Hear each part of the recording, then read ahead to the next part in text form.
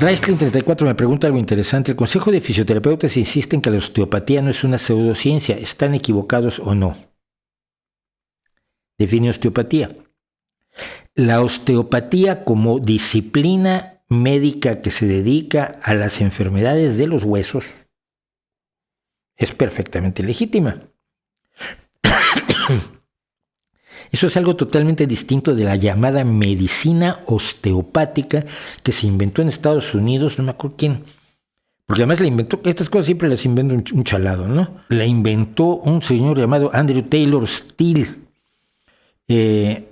que dijo que había una especie de tejido que unía todas las partes del cuerpo y entonces a partir de allí hacía medicina y hacía operaciones médicas. Eso es una charlatanería total, es un embuste, es una embaucadura total. Y, por ejemplo, uno de los más grandes charlatanes del mundo, que es el doctor Mercola, que no es doctor, estudió medicina osteopática, pero no es médico. Mercola es médico osteópata, entonces depende a qué le llamemos osteopatía. Si le llamamos osteopatía a la disciplina médica que estudia las afecciones de los huesos, es perfectamente válida. La medicina osteopática es como la acupuntura, la homeopatía, la quiropráctica y otras, es un embuste pleno y absoluto. No es nada más.